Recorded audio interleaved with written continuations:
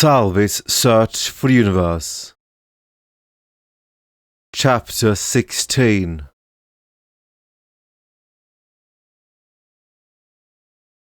Manacle flipped another page, breaking the absolute silence with a sound of scraping parchment. Then it was still again. Peter's head perked. He wrote diligently, determined to get the words down before they escaped his head. He glanced at Peter as he wrote and allowed a smile to spread across his face. The boy's confidence had improved. He wrote now with ease, where he had once agonized over every letter and phrase, and no longer clouded with self-doubt as he kept up with the work splendidly. It was a small comfort in dire circumstances. He turned back to his work and tried his best to focus, but after weeks and weeks, with nothing to show for it. To say he was feeling drained was perhaps the greatest understatement, since the messenger had come to report that the Marlin Dam had sprung a leak, only for them to find the entire town of Hurst under water. But whining and whinging over work was for youngsters. But it couldn't hurt to give his mind a little rest, just a moment to collect itself and regain his concentration. It would be quite a pity if he missed something important, because his head was buzzing like a beehive. He took a deep breath, closed his eyes, and leaned back into his chair like the debased. "Manacle?" Peter asked, shocking the counsellor out of his near instantaneous sleep with a shocked sniff.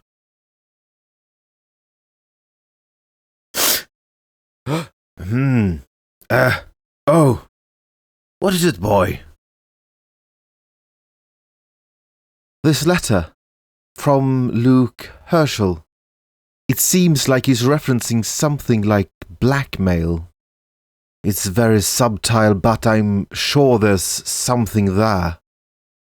Since the letter was meant for you, I thought you might know something about it." Manacle pushed his small spectacles up his nose, after they had been dislodged by his terribly brief sojourn into sleep.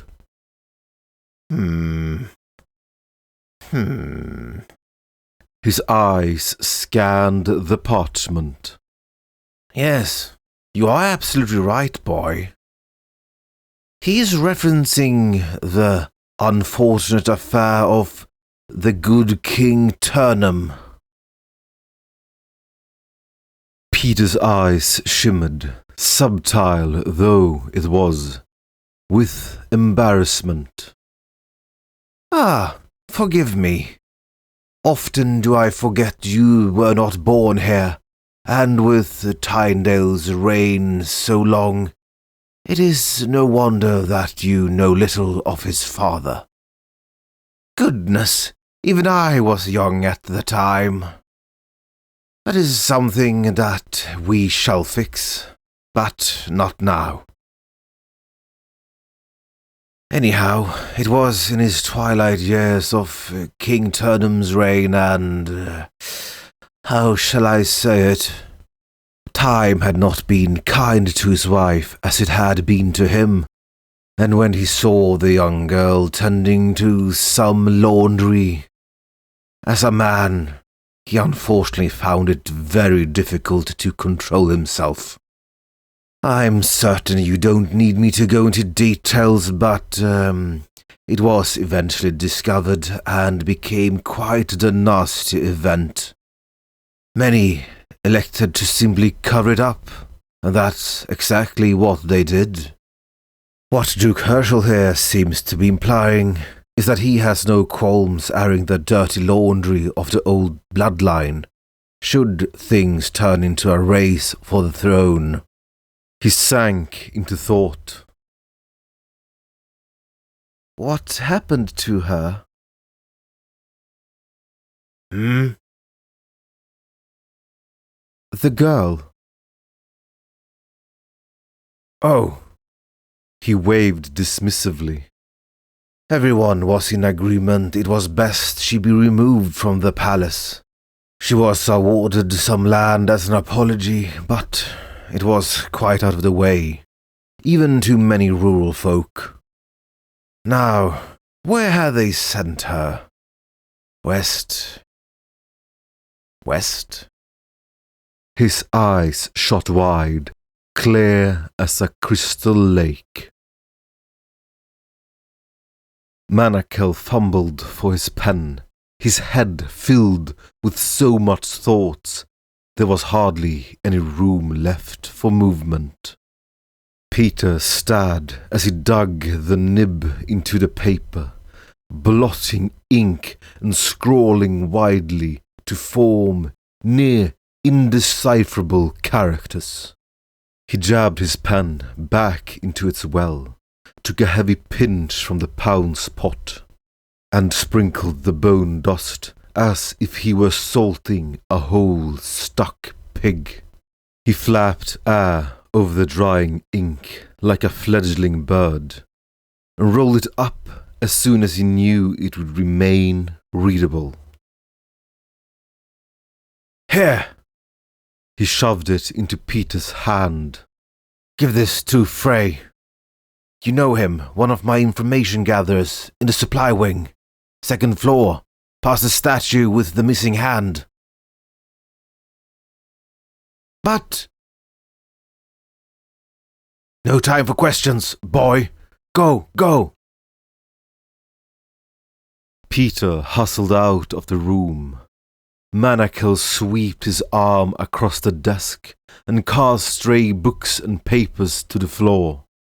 He would have cursed anyone else into an early grave for doing such a thing, but he was chasing a spark he could not afford to let die. What he was looking for was nothing so elegantly bound.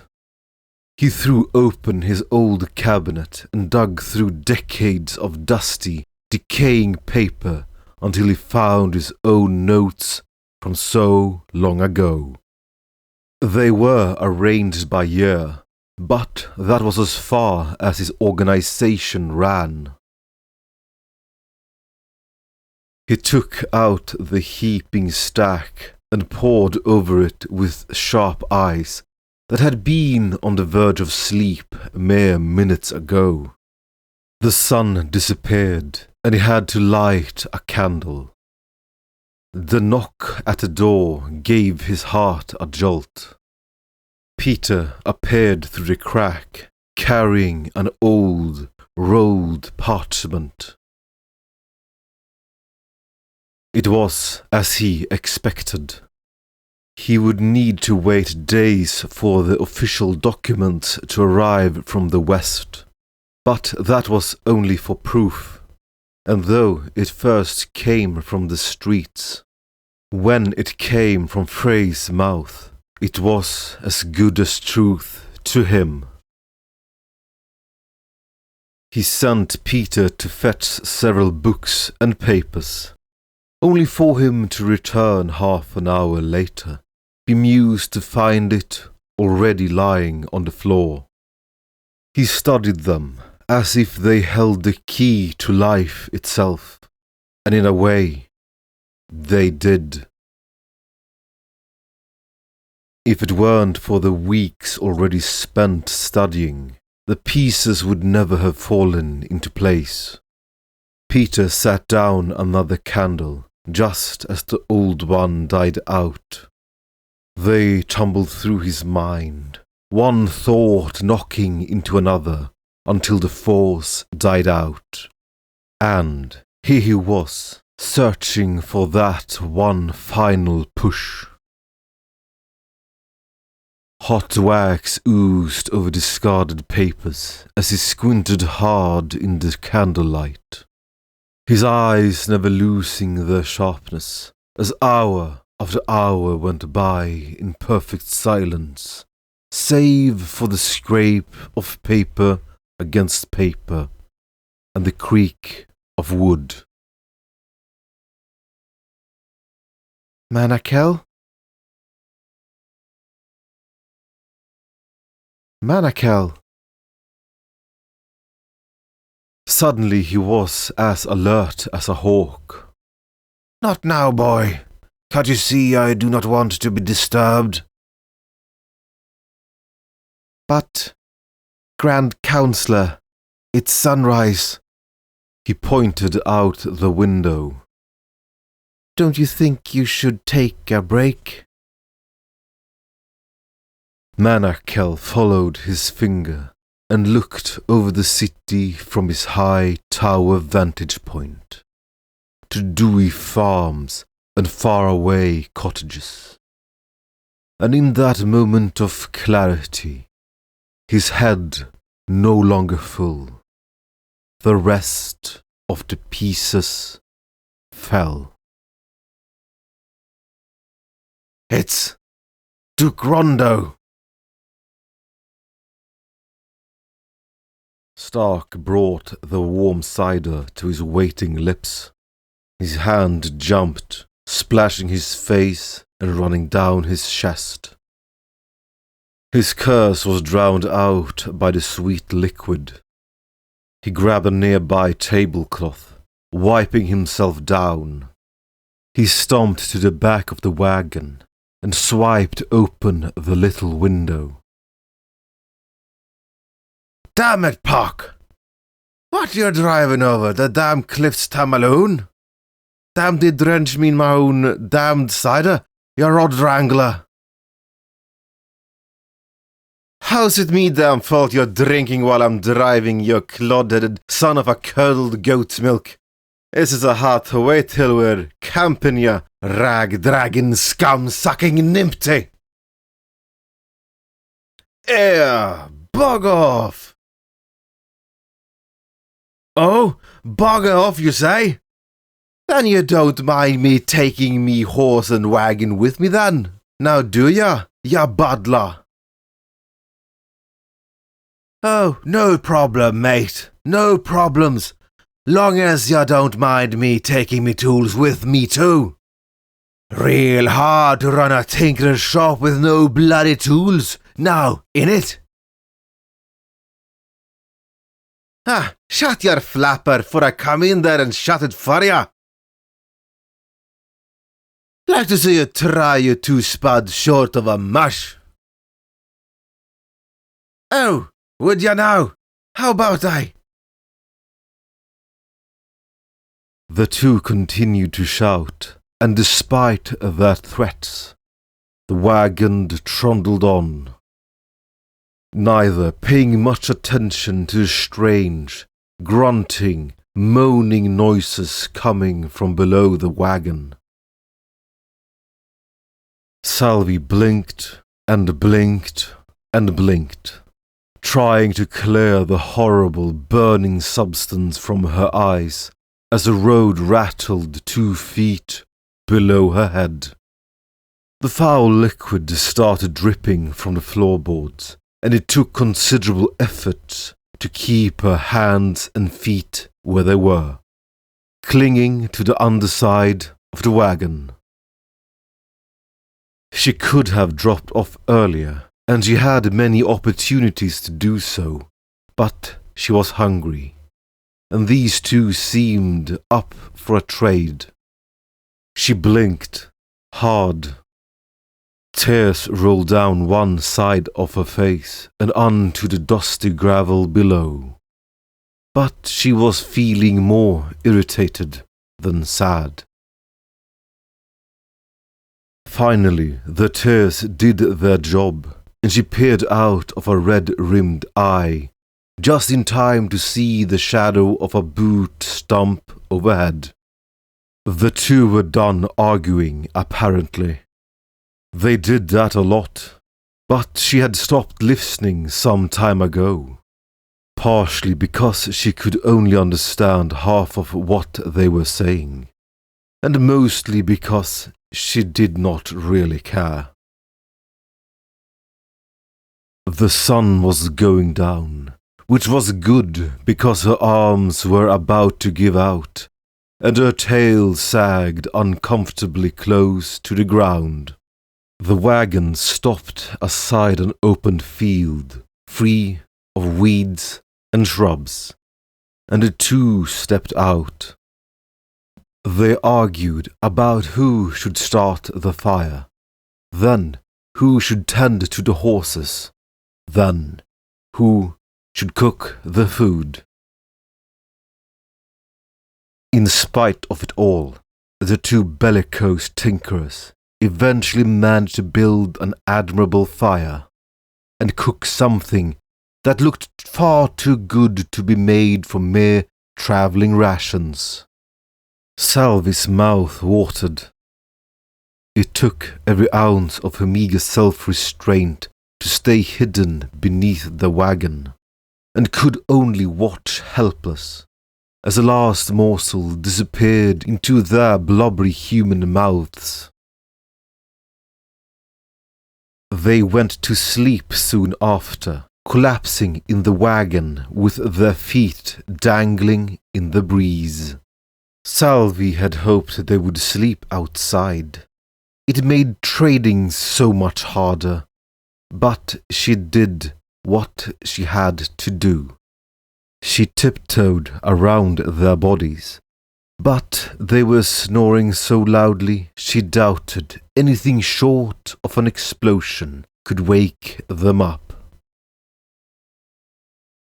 She didn't risk eating her haul while she was there, except for a little bit, and then she was off with as much as she could carry in her arms, which, fortunately for them, was relatively little.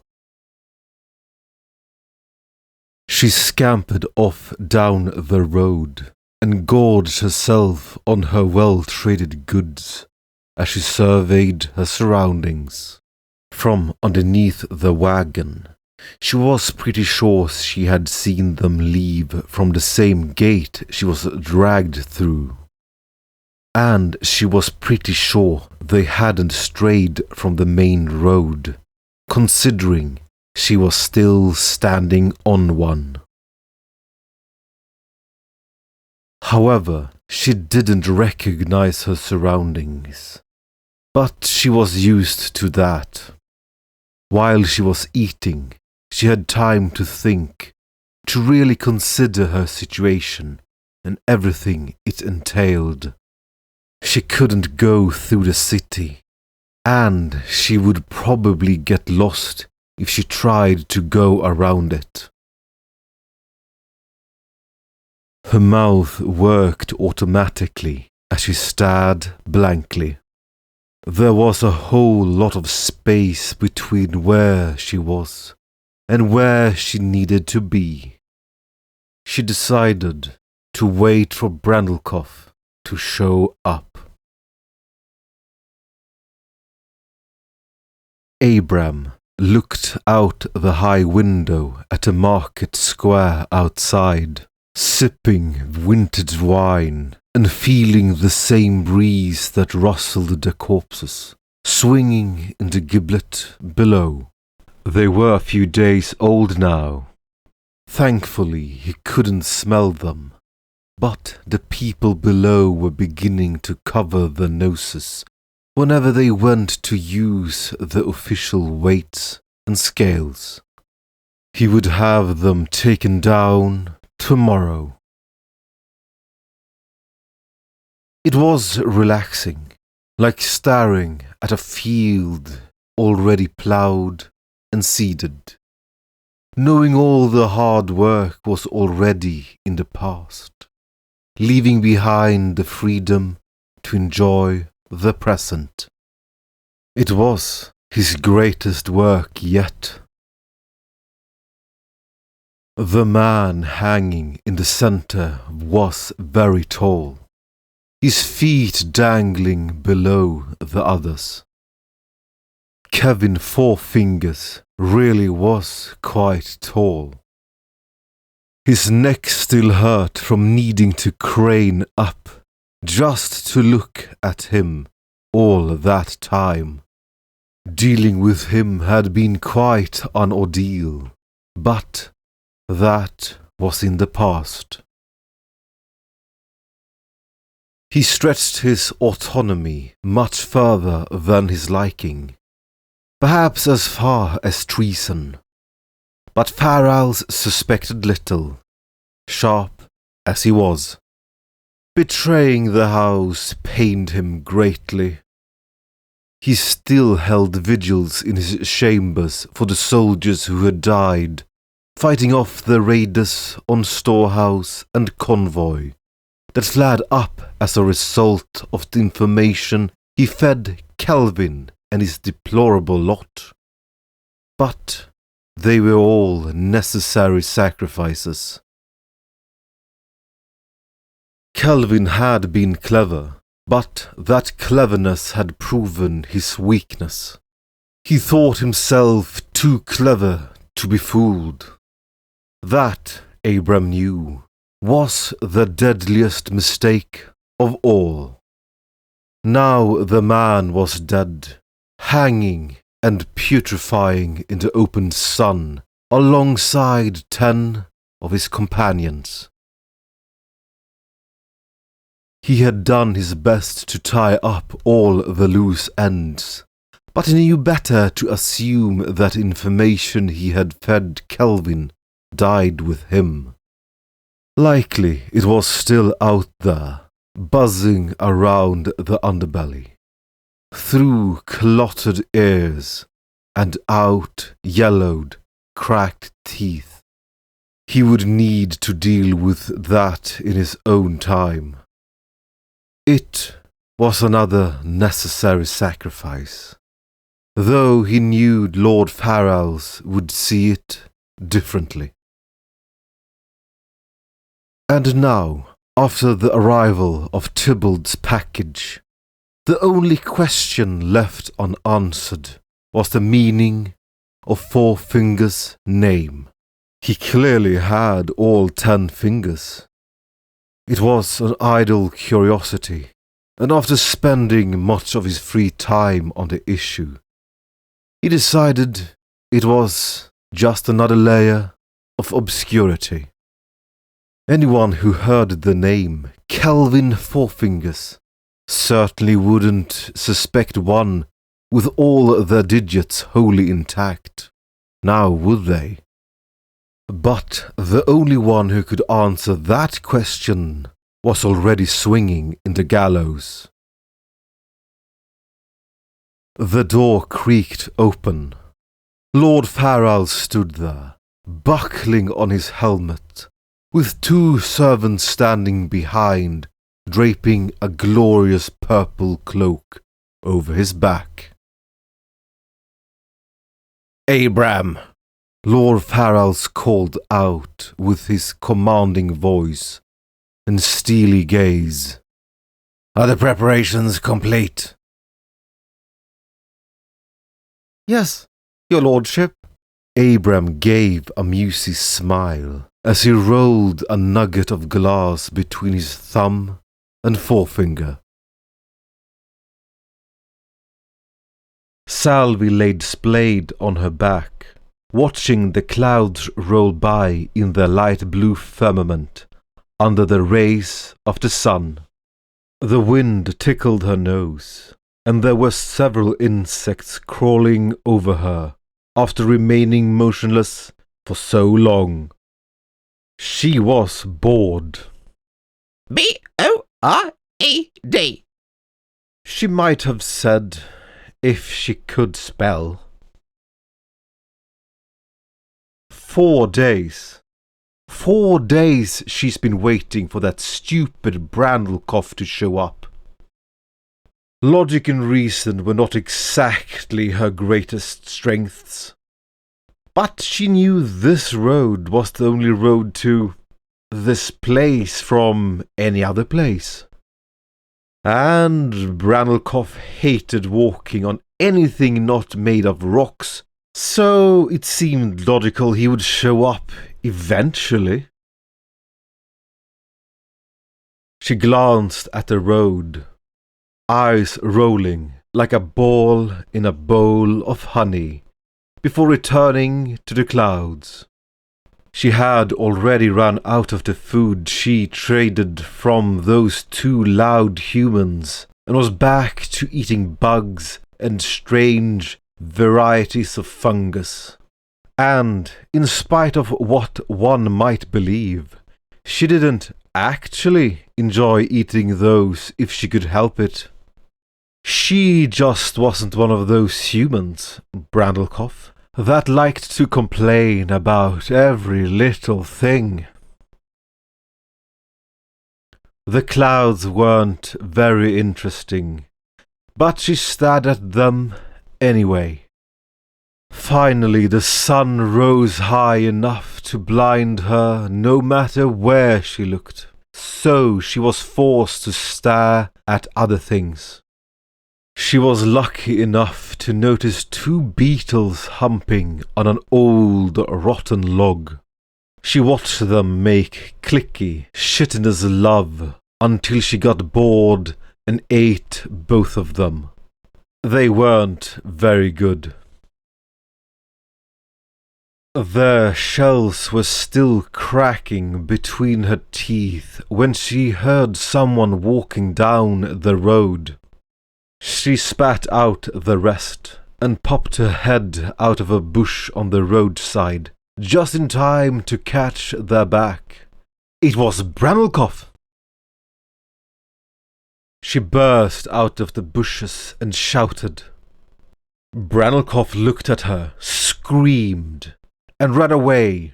So, naturally, she chased him. He huffed and wheezed, but she gained quickly, and when she appeared by his side, he let out another scream and was sent tumbling from the shock. He fell on his back.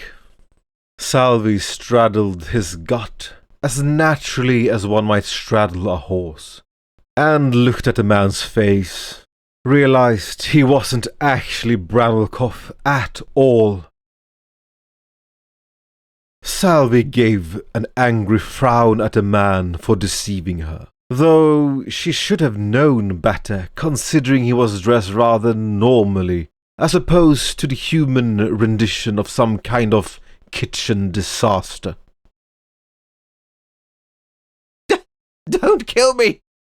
the man quavered, and looking at him close up, he was quite twiggy, much like Brandelcuff, but lacked his misguided confidence and haughty attitude. Salvi wasn't really intending to kill him. She wondered where he got such an absurd idea, as the scabbard of her pilfered dagger pressed gently into his stomach. Her ears perked when he said something about giving her whatever she wanted, and made no complaints as he handed over his food and coins. He wasn't who she was looking for, so she lost all interest as soon as he was out of food and money. She walked away, already chewing on the man's hard black bread, which had a texture much like the rocks she occasionally ate, but stopped. It had already been 4 days. She was wasting too much time here.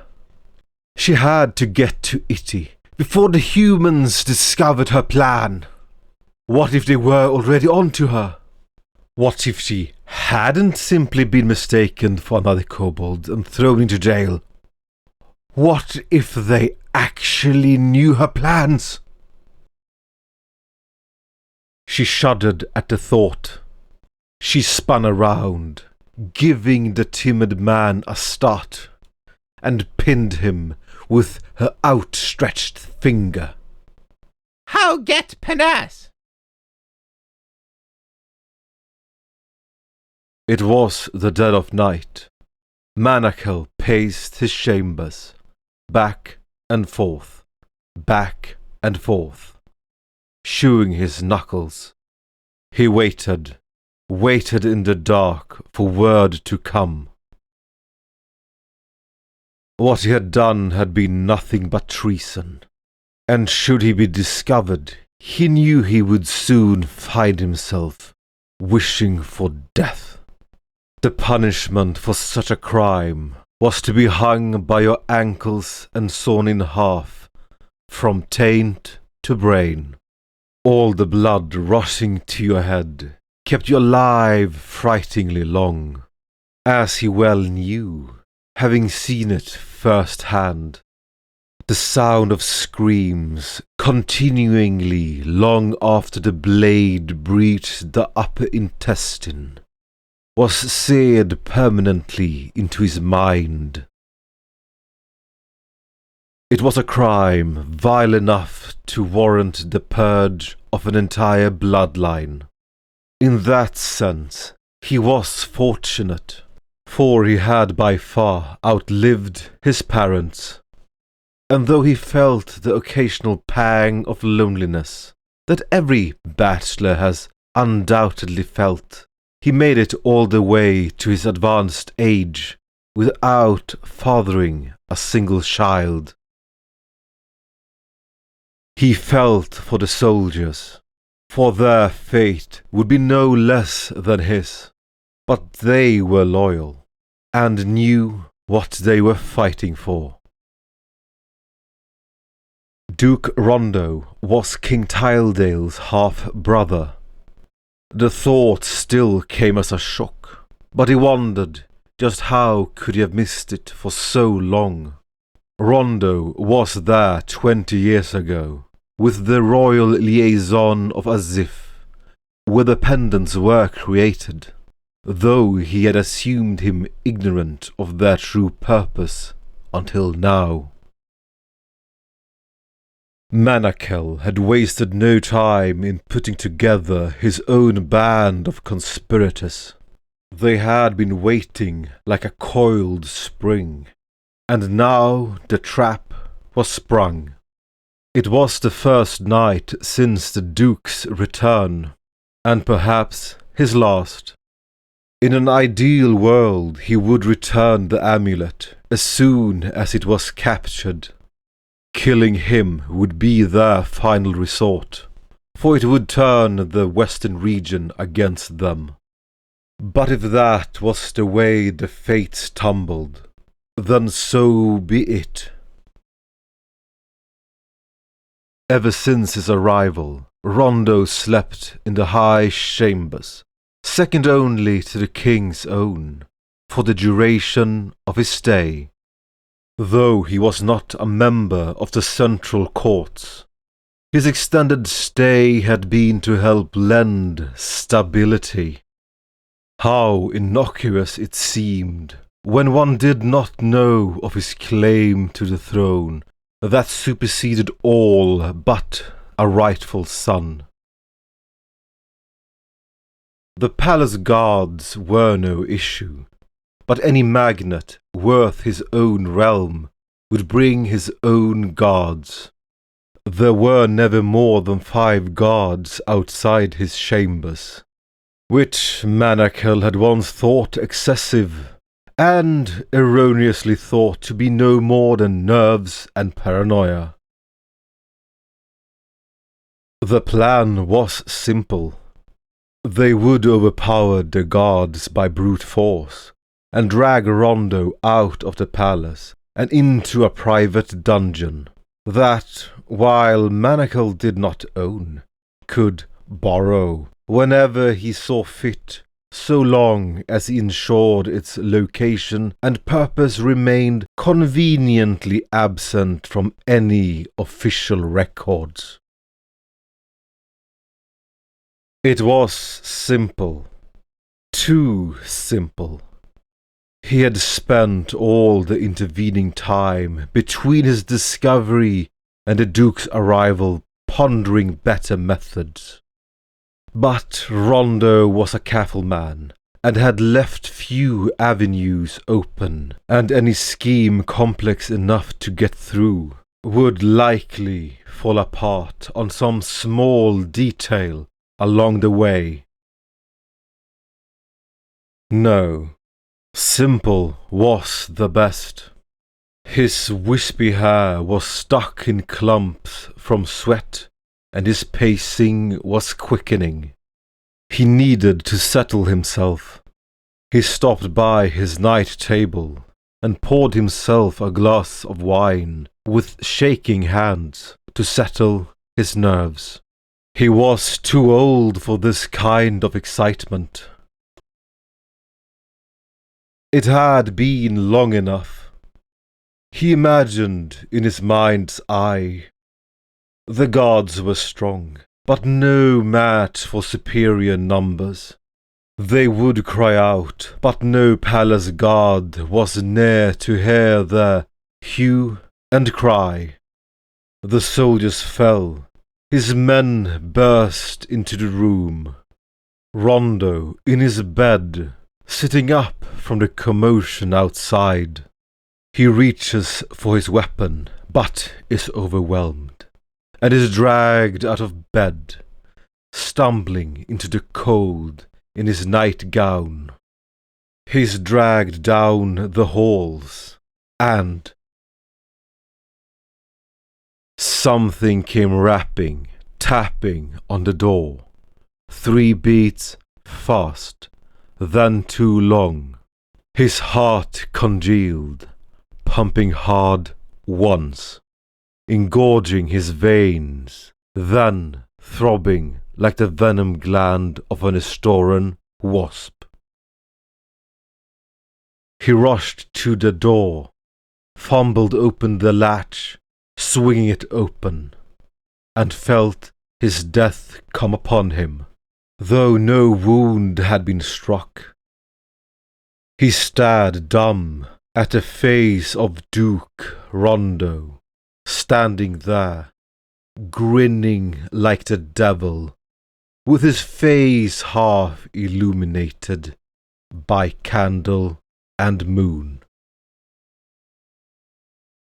Not what you were expecting. Rondo stepped in, tall and towering. Manakel stumbled back. Here's a gift for you. He beckoned another inside.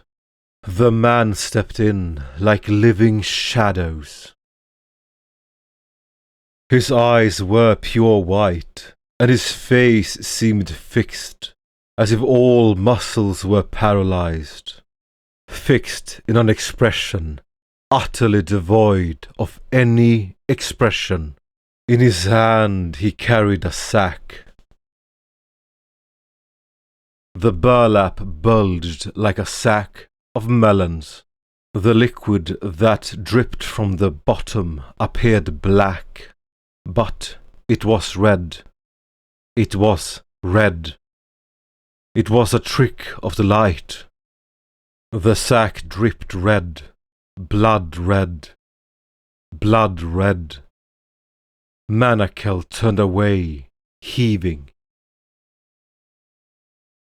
But the white-eyed man was already on him, flowing like liquid light.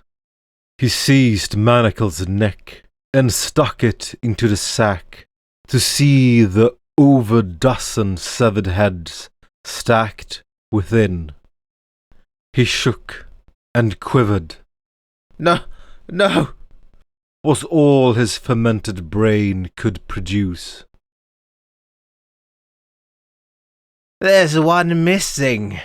Rondo laughed. Did you notice? He reached through the door and pulled in another man, bound at the wrists, and threw him on the floor. Manakel recognized him. His life was spared in exchange for the codes you were expecting. Unnecessary, but well worth it. He hummed to himself. Well worth it. Manacle's eyes became burning pits of fire as he stared at Rondo as if to burn him to cinders. Rondo, you bastard! Rondo's gauntleted fist smashed into Manacle's jaw. His old bones cracked, and he folded over, clenching his unhinged jaw, blood filling his mouth with the taste of iron. Bastard! Bastard!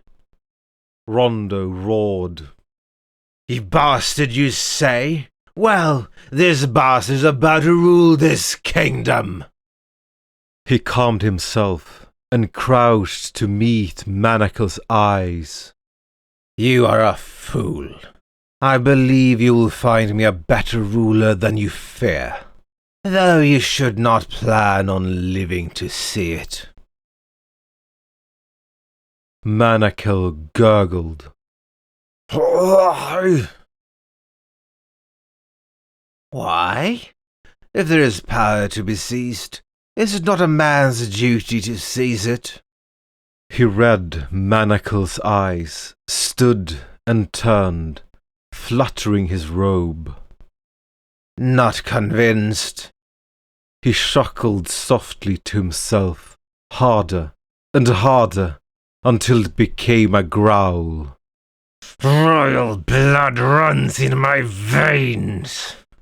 Why is it then that I'm denied my divine right? Why was my mother raped, then sentenced to wither away in obscurity? Watching my... He chuckled around the word.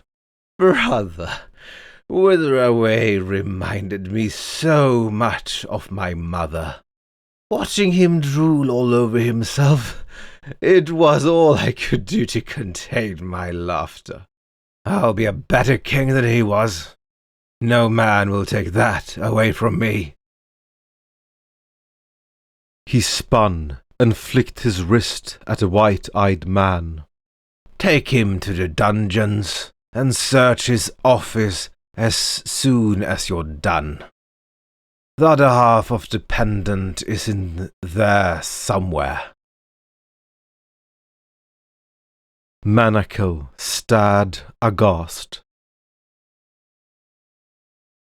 As much is obvious when you circle your room like a hawk. However, your sudden confirmation is duly appreciated. Manacle hung his head. Peter, He thought. please run. When you hear of my disappearance, please run. There will always be another chance.